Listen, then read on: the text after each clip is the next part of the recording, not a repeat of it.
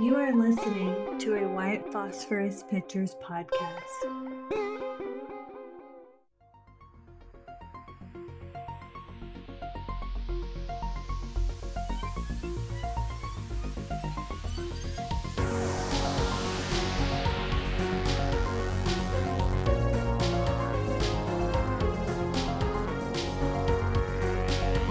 Broadcasting under the night sky from the edge of an undisclosed jungle on the Gulf of Mexico, I'm Christopher Garitano, your voice in the night. For the next hour, allow me to be your guide into the bizarre unknown, the fantastic macabre, and together we'll journey to that borderland between fiction and reality, a place beyond all rational explanation. We are now off to the witch.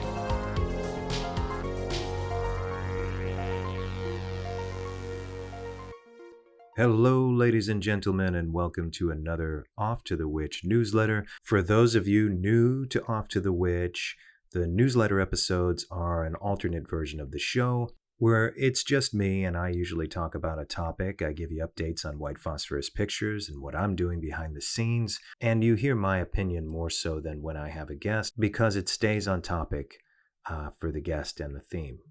And the newsletter was a bit of a less complicated way to offer something on the weeks that I needed to attend to these other projects. However, the workload is getting pretty intense at the moment, and for me to give my best quality to both Off to the Witch and to these other projects, I'm going to have to actually have an off week. So next week, we won't have a show at all. The following week, there'll be a show with a guest, and then the week after that will be off, and then a newsletter on the following week. So every other week now is going to be an off week of the show. And then the following week would either be the newsletter or the main show. It's going to have to be like this just for a little while. I'm working on a major project for television, and I'm also finishing the very first episode of my new investigative series, docuseries, Off to the Witch Presents. You know, the idea of love, acceptance, forgiveness, understanding are all thrown out the window when you have nothing but a flock of sheep that answer to your beck and call and then just join in on the mindless banter when someone is meant to be destroyed. And this has happened throughout history. A couple of the stories have been portrayed in dramatically. Obviously, Arthur Miller's The Crucible being one of them.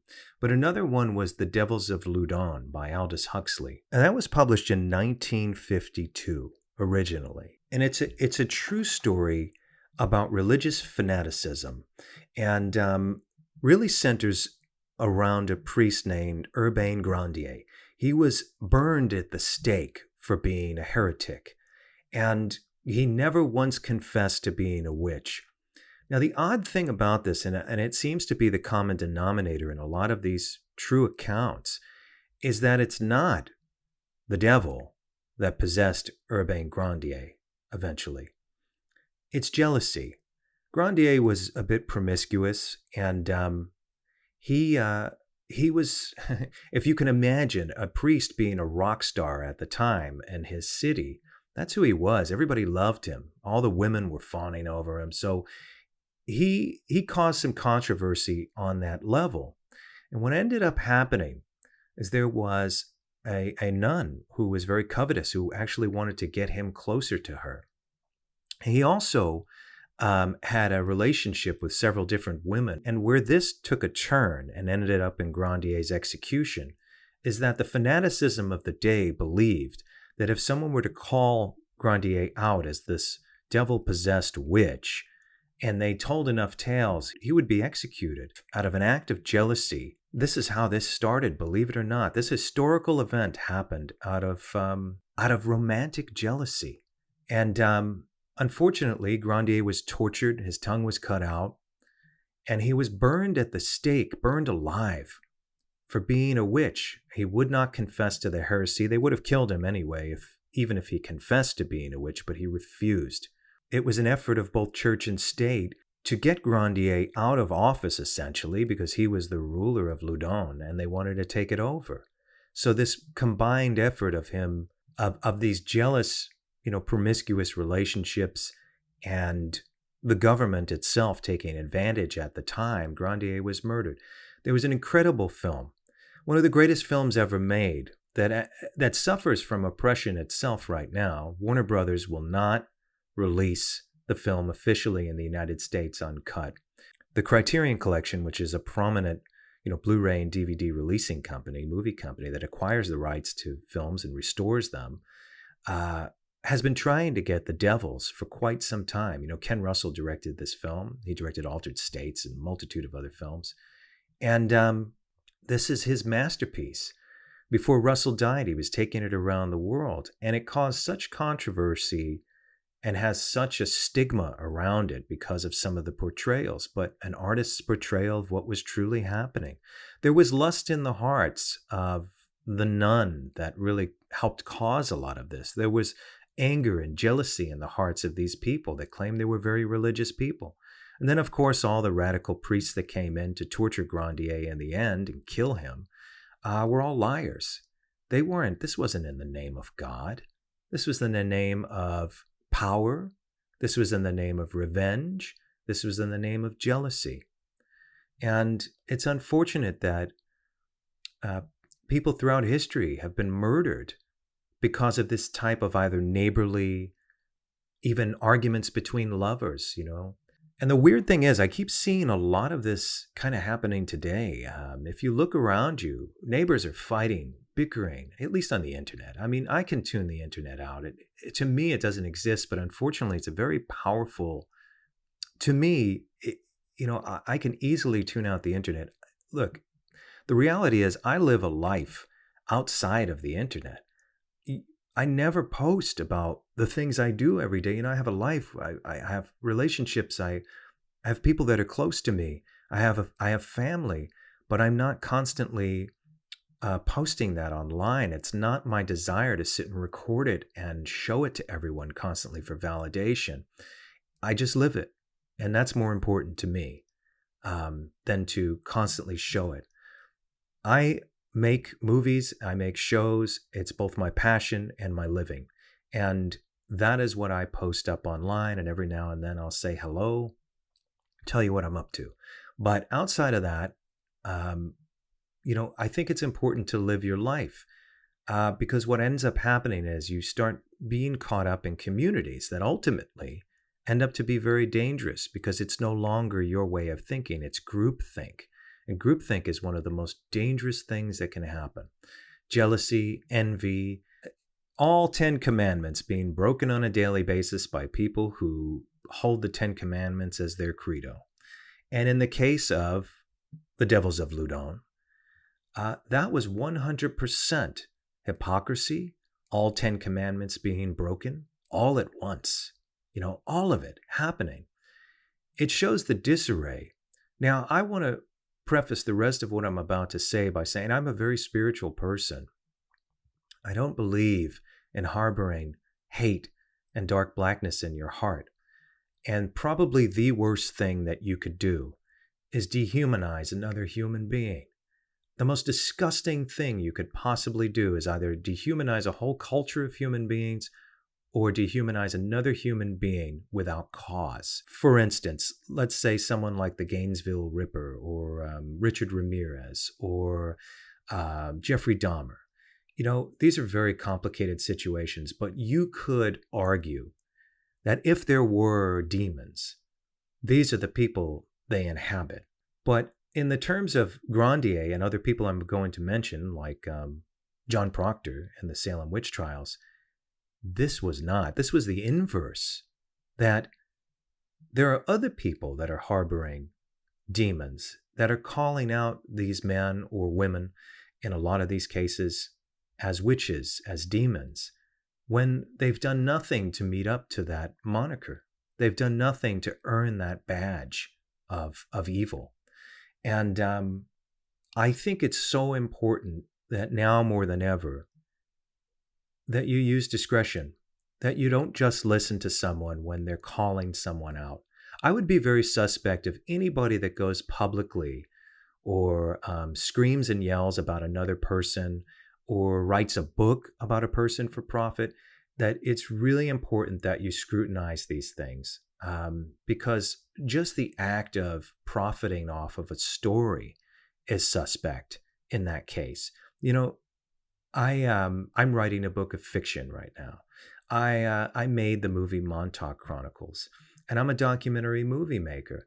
And never once did I point the finger at any of the men I interviewed, or did I judge anybody, or did I try to manipulate someone's world with anything I've put out outside of just showing you information the best I can and trying to entertain you in the process, because if it was just about information, I'd go on YouTube or something and talk for 20 hours. I don't do that. And I think it's really important that everything you do is done with respect to the subject matter and the material. It should never be to motivate other people, especially motivate other people for hate or taking sides or injustice. And in the case of these witch trials, that's exactly what happened.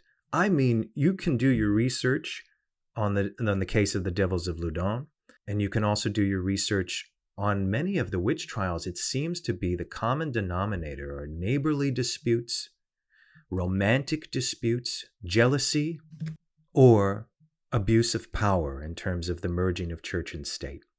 Because of the case of people being executed as witches, they're doing it in the name of religion. But what I think a lot of these people forget is that Christ himself was put to death in the eyes of the people that did it for being a heretic.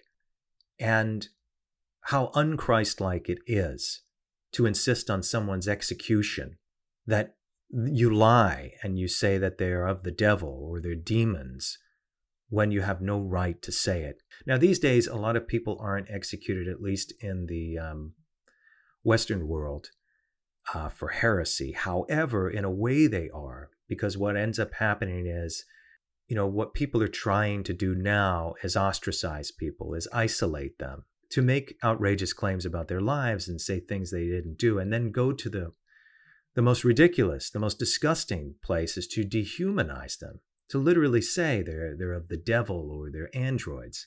I experienced something like this some years ago. I had finished Montauk Chronicles, and then I made the Dark Files with History Channel. And I was contacted by someone who became obsessed.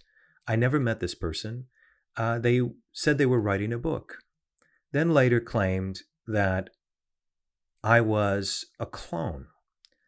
They got it in their head that I was a clone and that they were going to find me, stab me in the stomach, and show everyone my mechanisms because I was an android clone. It's terrifying. It kept me away from conventions for a very long time because I don't want to take a chance and just have some woman walk out of nowhere and stab me because she got convinced because of the same type of witch hunt situation, whereas people are calling out in the past, like in terms of the Devils of Loudun or the Salem witch trials, that people were, there were jealous neighbors or jealous romantic situations where people were calling out other people as demons, as witches. Well, today it could be, you're an android, you're a clone. Listen to me right now. Everyone who's listening, I believe in the possibilities of all of these things, okay? And I can tell you, I actually do believe that the devil was in town in Salem and in Loudun when those things happened, but it's not the way you think. And so in terms of people being clones and androids, I can guarantee that not everybody in Hollywood is an android or a clone. I just don't buy it. These are human beings. Human beings are fallible. They're offered money. They're offered a whole bunch of things from the elite situation. Obviously, I believe that there were government programs. Obviously, I believe that there are psychological operations to this day. But when you go off the rails and you just start accusing every person who's in a movie or on television of being a clone, it's dangerous. It's the same thing that happened in Loudun, and it's the same thing that happened in the Salem witch trials. John Proctor was also promiscuous. He was reluctant that he had an affair with Abigail Williams, talking about the Salem witch trials here. And Abigail Williams was the antagonizer in all of it. She was angry that Proctor didn't want to see her again. He decided he wasn't going to, and he wanted to stay with his wife. And so Abigail Williams fired up this whole thing about witchcraft. Abigail Williams was one of the main components in those Salem witch trials in 1692. There were 200 people that were accused, and 19 were killed by hanging. People were horribly tortured, and John Proctor was essentially murdered by this whole mania because of Abigail Williams's jealousy, because she couldn't handle the fact that Proctor didn't want to go back with her. I mean, you could do your own research on the situation. If you break it down to the bare bones essentials, that entire thing, that entire historical event happened out of jealousy. Jealousy. The lies were told, they took advantage of the zeitgeist and had John Proctor destroyed. Well, I think a lot of that kind of thing is happening today in cancel culture. It's the same type of thing that was happening in Salem. It's the same type of mind virus.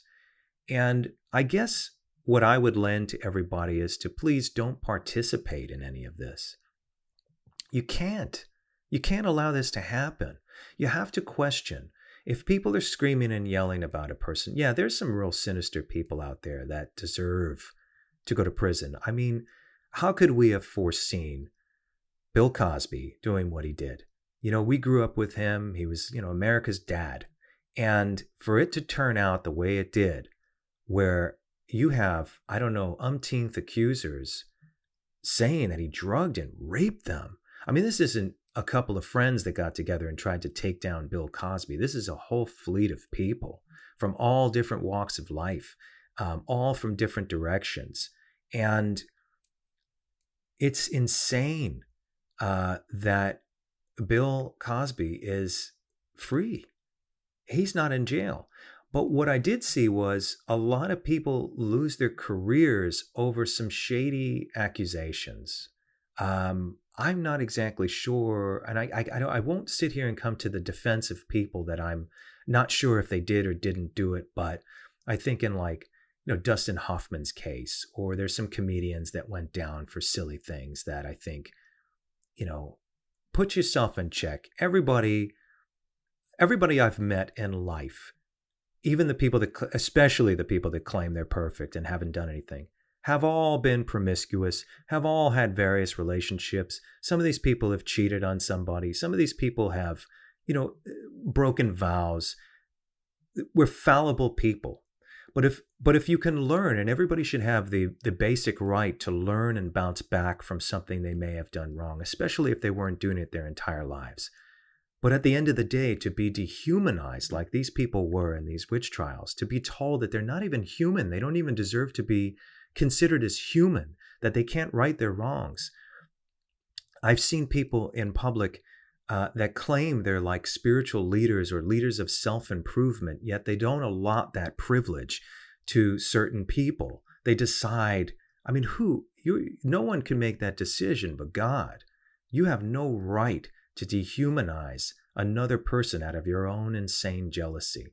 It's wrong. It's just dead wrong. And what I think is going to happen, and again, I see this stuff and I try to use examples from history, is that we're repeating history. We're repeating bad history.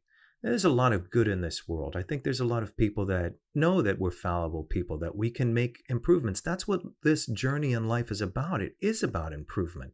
And if it's about improvement, then you have no right to get in the way of somebody making good on their mistakes. Okay? You have no right to sit and demonize another human being because they may have made a mistake and they want to improve on their life. It's just dead wrong. And I think anybody that demonizes, literally tries to tell you they're an android, a clone, or a demon, please take a second thought on what that person is saying. It's just dead wrong. It's unreal. I think we've gotten to a level of absolute mania, and that witch trials could happen again. What happened in Nazi Germany was a great example of the same mania that fueled witch trials. All of these people being murdered and destroyed, lives destroyed, families destroyed, cities destroyed because of the same type of superiority, the same type of mania. I think one of the most important things to keep in mind, number one, is that we're all flawed people. And anyone that claims that they aren't is a hypocrite, a horrible one at that. I would take a look at other people's agendas, so we don't repeat this type of history. I think if maybe you were a fly on the wall for some of these witch trials or what happened in Loudun, it would be quite an awakening, because it's one thing to see in a motion picture or to read about in a book. Another thing would be to be there and to see it, to experience it with all five senses. And it's astonishing how cold some people were way back, centuries ago, 17th century and even before that this would be their form of entertainment. It's scary to think that these things happened out of jealousy, that allegedly good people would go to great lengths to hurt another person with statements like this. I think it's okay to turn your back on somebody. It's okay to disagree with things they may have done. I don't think it's okay to ignore facts and situations. I think if you're going to get involved one way or another, you should really be open to an unbiased resource, not just one side of a situation. And because people were only involved in one side of a situation, all these people were murdered and executed. And I think it's very important for us to, whenever you see some kind of groupthink situation, is to back away from it, is to really assess if you are going to get involved, is to assess the situation. It's the way we're going to remedy this type of thing. I guess the best thing I can suggest is to be fair, is to keep an open mind. And going forward in this world, we're going to see a lot more of this, because I think the powers that be are encouraging this type of behavior. It's just more division. It's more venom that they can utilize to control the masses. So the minds, the governmental minds in places like Loudun and in places like Salem, Massachusetts, still exist today. And they might not be using the church as much, but they still use the same ideology, which is to ostracize, demonize, isolate, and destroy people. And a lot of those people just simply don't deserve it. Some of them do. I mean, I think if you're out there, if you're murdering, if you're raping people, if you're hurting children, of course, put that person in jail. Do what you will with them. But in the case of Grandier, or in the case of John Proctor, I mean, these are just flawed men.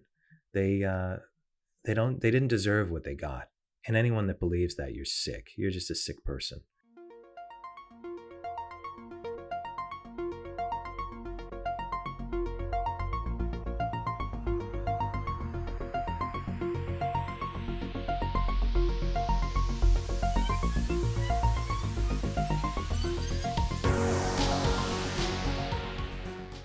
After these messages, we'll be right back. Oh, John, give me a soft word. Abby, I may think of you softly from time to time, but I will cut off my hand before I reach for you again. We never touched. I know you, John Proctor. You love me. Whatever sin it is, you love me yet.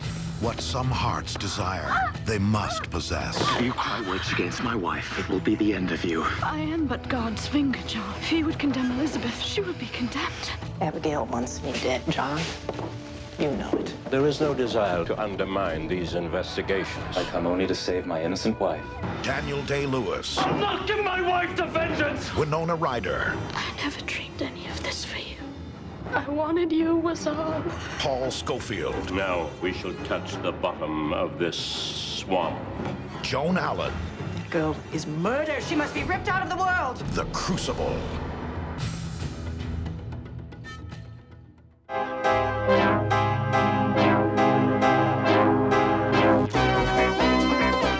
This series presents information based in part on theory and conjecture. The producer's purpose is to suggest some possible explanations, but not necessarily the only ones, to the mysteries we will examine.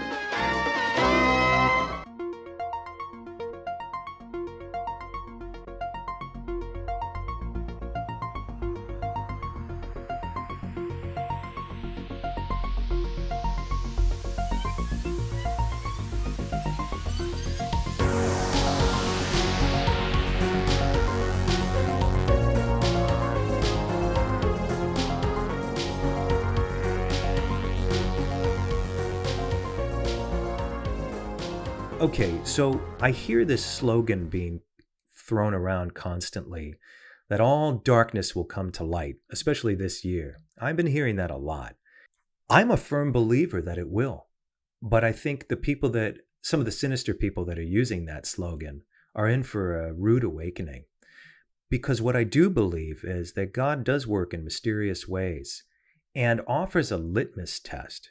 So in the case of the Salem witch trials and in the case of what happened in Loudun, that was a litmus test to see how people would behave. And they are on record throughout history as being insane, that are being led completely by a lie. That's what they'll go down in history as, is that people who helped other people get murdered over a lie, helped their lives get destroyed over a lie, a complete and total maniacal megalomania lie. And what I consider now as darkness coming to light is that the true villains will be revealed.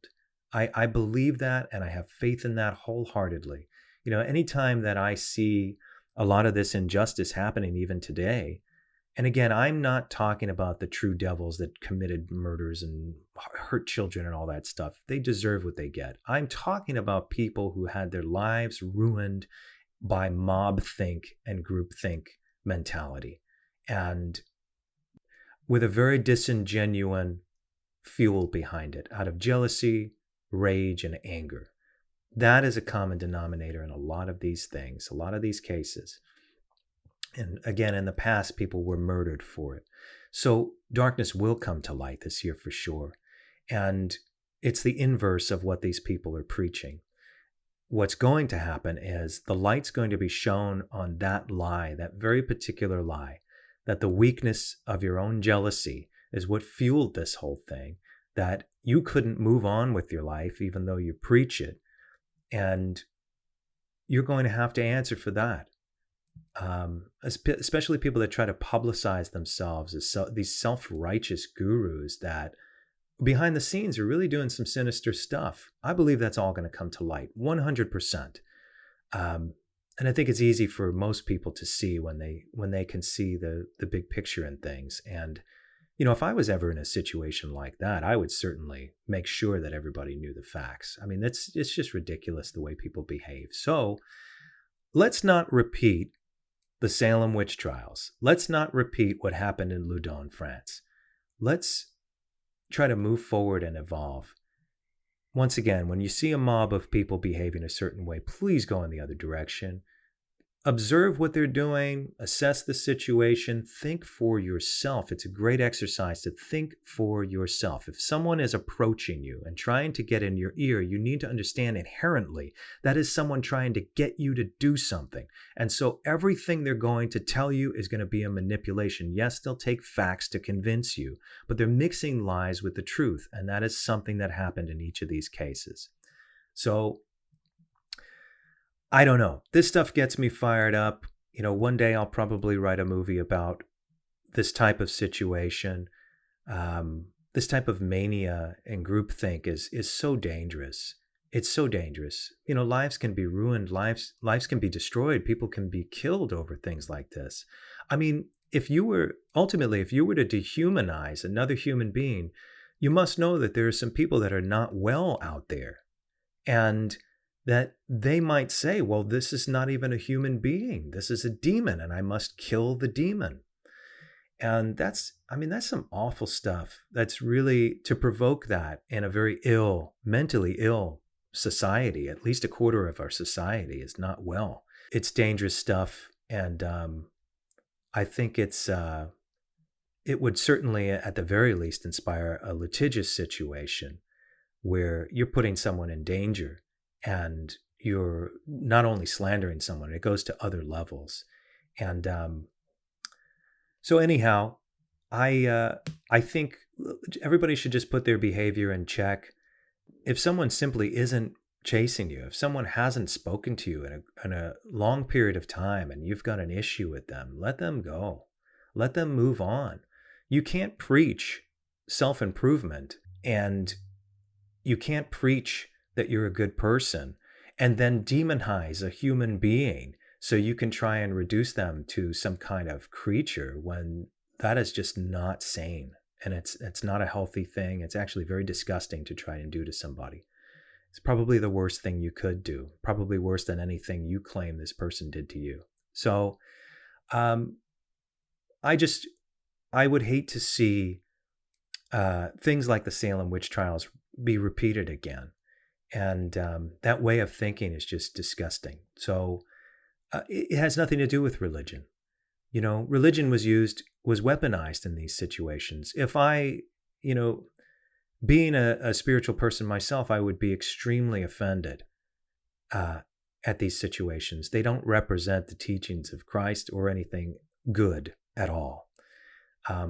It's called toxic faith, actually. Anybody that weaponizes and uses the name of Christ or any other spiritual leader in history or any deity to shill for their own wrongdoings should be held accountable. So that's my opinion on that. I mean, I can give you a history lesson, but I would suggest that you go and find these things for yourself. It's very important. So go and watch, Arthur Miller wrote The Crucible in the 50s. I think you should watch the motion picture with Daniel Day-Lewis. It's a great example, and you could read the play, but honestly, I've read The Crucible, and Miller wrote the screenplay for the motion picture that was made with Daniel Day-Lewis and Winona Ryder. And it's a fantastic movie. I love it. I watch it every year. And I think it's the great example of this type of mania. That The Devils is a movie that caused a lot of controversy. And if you can get your hands on it, I think you should.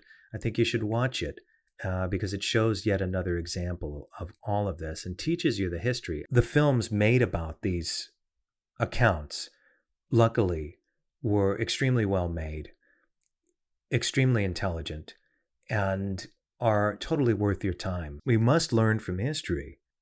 We're at a point right now that I feel like we've lost our minds in a lot of cases. Again, there's it's part of the portrayal of who we are right now. And I think if you were to step away from the internet and that mind virus that's being perpetuated everywhere, you would see a very different world. And a lot of it is perspective, but you can't turn a blind eye from what truly is happening.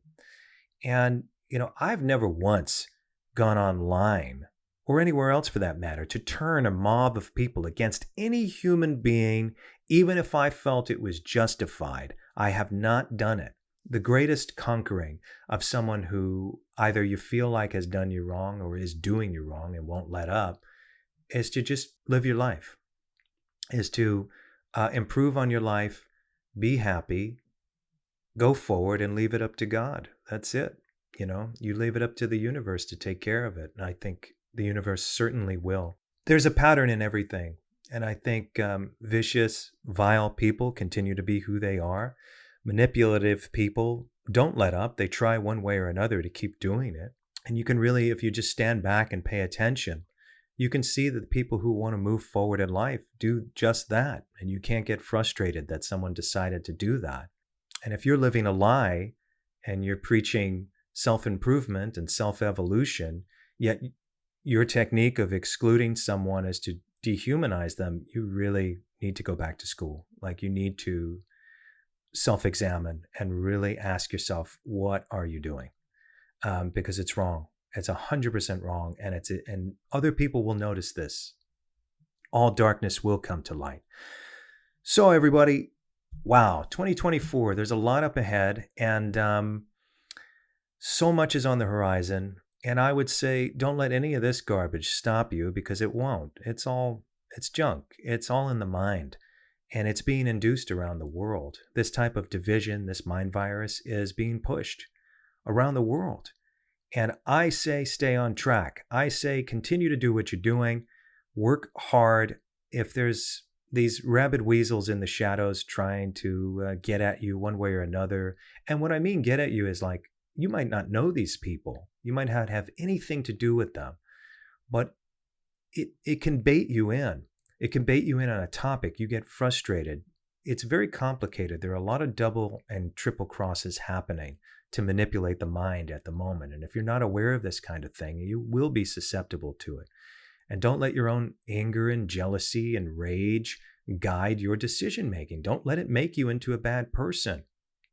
If you preach good and you preach self-improvement, then you should work on that. You should not live a lie secretly. You know, trust me, I practice what I preach. I know the mistakes I've made in the past, and I've worked every day to improve on those things, and I stick to what I say, and I'm doing it. And we should all do the same, because again, we've all made mistakes. We've all made mistakes. And for anyone that claims they haven't, don't believe them, and certainly don't follow anything they say. As we go forward for the rest of 2024, you're going to see the release of A Haunting We Will Go. I'm very happy with it. I've continued to work on it over the last couple of years, and I really wanted to forge, to the best of my ability, the model for the rest of these going forward. And to create something unique and something that really hasn't been done before, you're starting from scratch. You're starting with a blank page, and you don't really have a lot of references.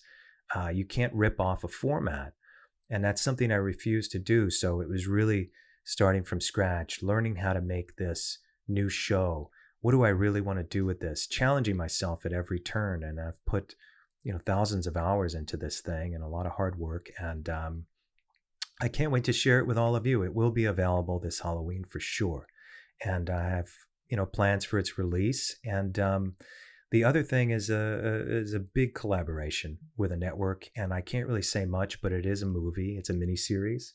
It's another dream come true type project that I really believe in, and that I feel that is going to affect people in a positive way ultimately. When I was in film school in the 90s, I had a passion for challenging the system. I wanted to, and it wasn't for the sake of being noticed. There wasn't much of an internet presence back then. It was more about doing something. It was more about saying something with your work. It was all of those revolutionary movie makers that inspired me to be a movie maker. When I was a kid, it was adventure films and horror films and a lot of candy, which I still love to this moment. And I'm going to give you candy, but that candy is going to be mixed in with a powerful message. And so I think, as a shorthand, those are the films that I will continue to make. They're going to be very entertaining, but very intelligent, exciting, and have something to say. A lot of the things I'm writing are quite metaphysical, and it's just how I feel about things. I feel like it's hard to define any singular person. Yes, there are people that have made major mistakes that should be locked up for sure, but most of us, are going through this evolution. So any story that I'm writing is about that personal evolution. It's about going through that arc, going through that, that place where you're hitting this valley, and it could be a low, and then you ascend, and you learn, and you become something new by the end of it. Like a caterpillar becoming a butterfly. I think a lot of that is part of our life, and you should have this this cosmic romance with your evolution for sure. It's important. You learn so much along the way. You meet so many people along the way, and life can break your heart constantly, and you can break other people's hearts, which in turn can break your own. But you have to keep going, and you have to find a love of something. The hatred is not love. Hatred is not love at all. It's a sick poison. Hate is a poison, and you lose if you succumb to a hatred. If your fuel every day is hate, I promise you it's not going to work out well. Darkness will come to light. And unfortunately, the universe gave you a litmus test, and you will fail miserably if hate is your motivator. Hate is not. Passion is. Determination is. Self-improvement is. Helping the rest of the world is all a motivation. But demonizing other human beings out of hatred is a one-way ticket down. It truly is. So I wish everybody the best. Next week is off completely of the podcast. The following week, we're going to come back with a new show and a new guest. And then the week after that will be an off week. And then we'll come back with a newsletter. And I have to keep this going for a little while. Every now and then I might come in with a surprise special or something like that. But for a little while until The Haunting We Will Go is out of post-production, I'll have to keep it on this schedule. But if you're new to the show and you haven't, I think we have about 100 episodes, including all the newsletters now. Backtrack and listen to them because I've made these episodes not to expire. So go back and listen to some of these episodes. They're not weekly news episodes. And, each of these guests were truly interesting to me. And that's why I picked them. They're not the usual suspects that you see on all these, shows on TV. I think it's going to be the age of enlightenment up ahead. I truly am positive about the future. I believe all darkness will come to light. And I believe that the people that are truly behind the scenes causing trouble will be revealed. The ones that are really the villains will be revealed. I trust in that and I believe in that. And I think you should too. And I think if we all collectively believe that eventually the truth will come out and that we will hit an age of enlightenment, that we'll move forward. And my vision of an age of enlightenment is elaborate, beautiful, detailed. It's an enlightenment of intelligence, of the consciousness, of creativity, a conquering of things that would drag us down and keep us homogenized. I think be careful with a lot of the artificial intelligence programs that people are using and stuff, because I don't think you should be writing your book with AI, or you should be creating too much artwork with it, or, unless it's fully collaborative, unless you're fully in control, I really think you should pull back from it. I thought it was a fantastic novelty when I first tried it, and lately, even the thumbnails for the show, I've been making sure are different artwork. Even the Ghosts of Montauk thumbnail, I actually drew myself.